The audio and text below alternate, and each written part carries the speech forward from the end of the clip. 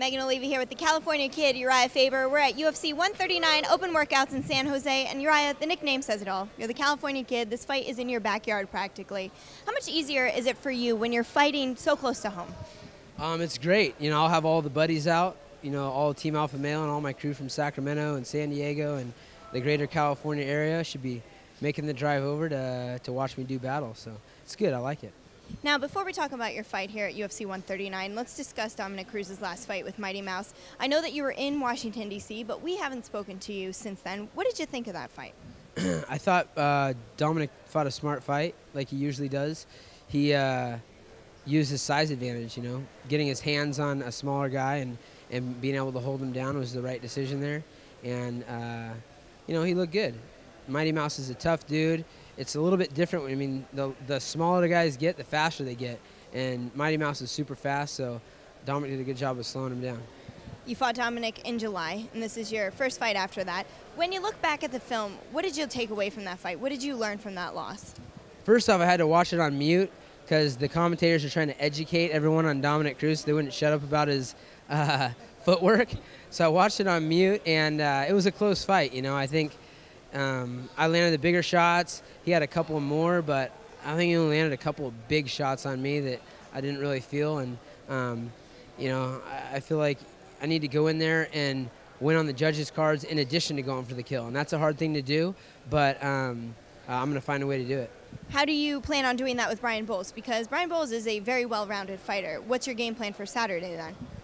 He's fighting another well-rounded fighter, myself. And I'm a little bit better than all the different areas. So I feel comfortable standing with him on the ground, on the bottom, on top. I feel like I'll be okay. So just go in there and let it all hang out, go for the kill, and be aware of his weapons. He's got a heavy right hand, and he's got a great arm-in guillotine, and so I'll be aware of that stuff and stay out of it. You've known Brian Bowles for kind of a while now, since the WC days. Is it difficult to fight somebody that you might be friendly with?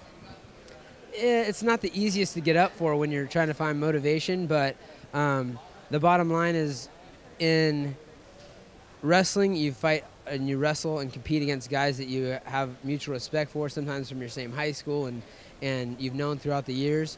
So I don't think that it's going to make me hold back at all that I think someone's cool. And so we'll be trying to rip each other's heads off. Do you feel like your back is against the wall at all during this fight? Because this is essentially for the #1 contender spot, and you were just there in July. Do you feel like this is almost a do-or-die situation? I definitely don't feel like this is a do-or-die situation.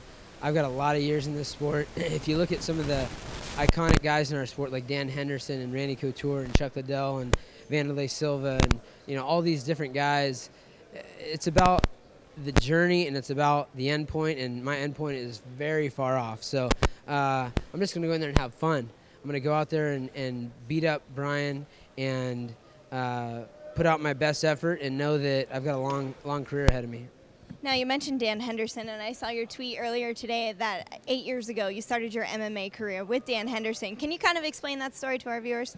Yeah, Dan was out doing a training camp about 8 years ago, and Randy Couture used to come out, and Tito Ortiz used to come out, and Rampage.